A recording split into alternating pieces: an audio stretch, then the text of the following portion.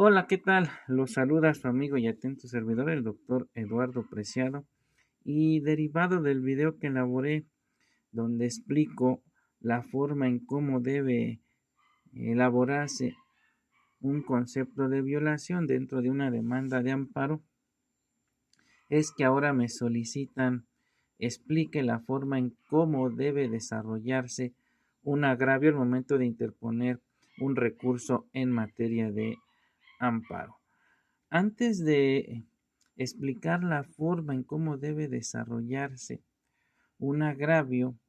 dentro de un recurso en materia de amparo, tomando como base desde luego un caso práctico, es importante precisar que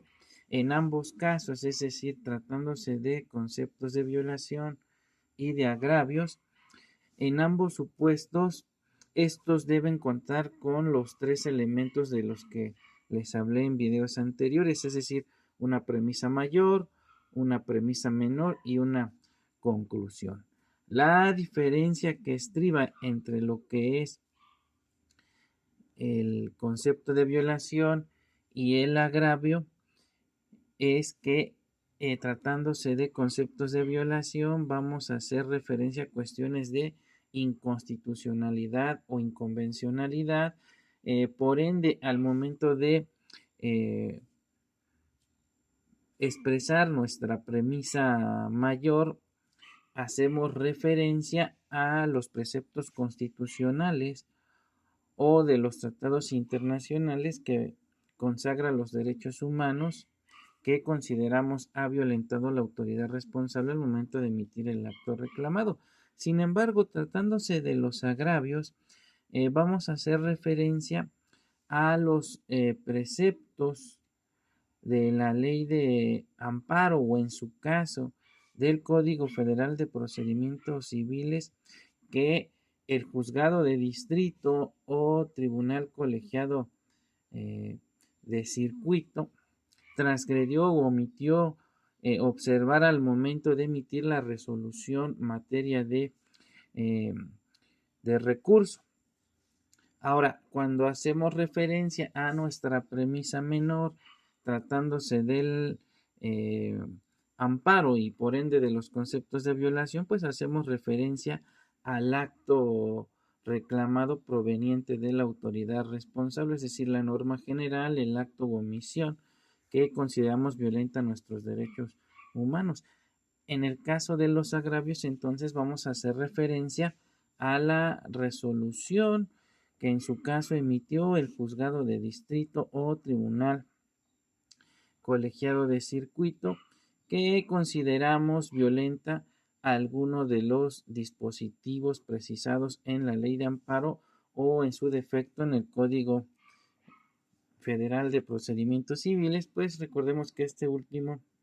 es supletorio para efectos del amparo en todo aquello en lo que la ley de amparo sea omisa. Y finalmente, en la parte relativa a la conclusión, en lugar de hacer referencia a los argumentos de hecho y derecho por los cuales consideramos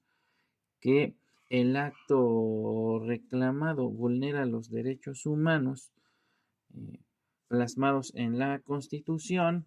o en los tratados internacionales de los que México es parte, pues vamos a hacer referencia a las razones de hecho y derecho del por qué consideramos que la resolución recurrida y que en su caso emitió el juzgado de distrito o tribunal colegiado de circuito contraviene alguna de las disposiciones previstas en la ley de amparo o en el Código Federal de Procedimientos Civiles. Aclarado lo anterior, entonces vamos a ver cuál sería la técnica para elaborar un agravio dentro de un recurso en materia de amparo. En este caso voy a tomar como referencia un caso práctico. En el caso particular, se promovió el recurso de queja contra la resolución emitida por un juzgado de distrito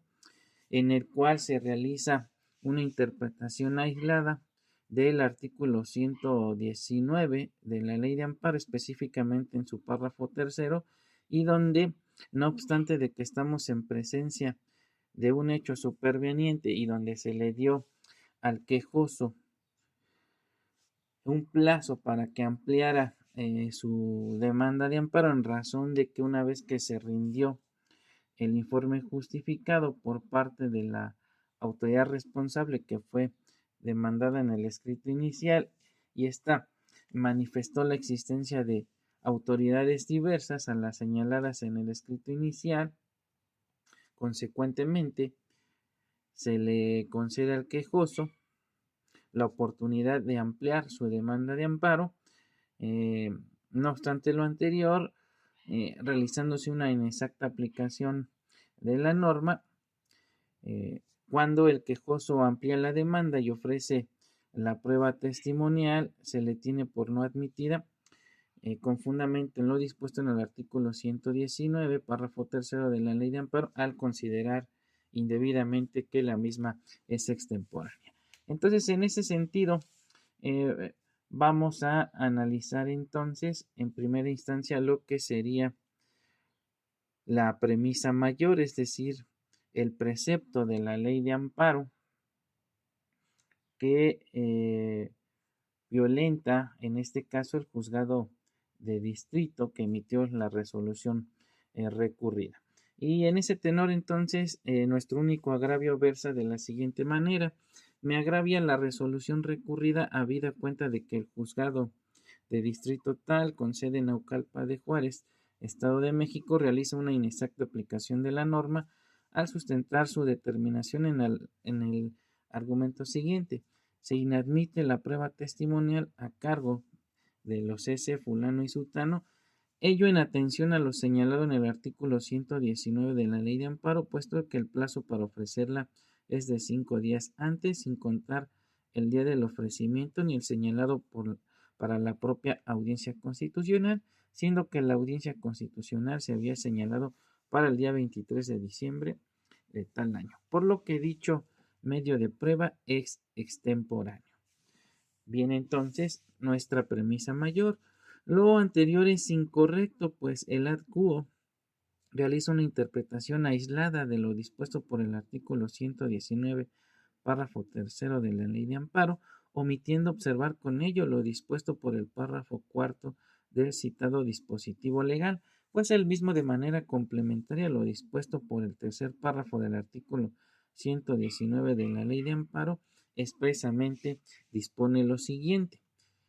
Este plazo no podrá ampliarse con motivo del diferimiento de la audiencia constitucional, salvo que se trate de probar o desvirtuar hechos que no hayan podido ser conocidos por las partes con la oportunidad legal suficiente para ofrecerlas en el plazo referido, por causas no imputables a su descuido o negligencia dentro del procedimiento. En estos casos, el plazo para el ofrecimiento de tales pruebas será el señalado para la audiencia constitucional, tomando como indicador la nueva fecha señalada para la audiencia. En concordancia con lo anterior, si bien es cierto que la regla general para la admisión de la prueba testimonial en el juicio de amparo en términos de lo dispuesto por el párrafo tercero del artículo 119 es que la misma sea ofrecida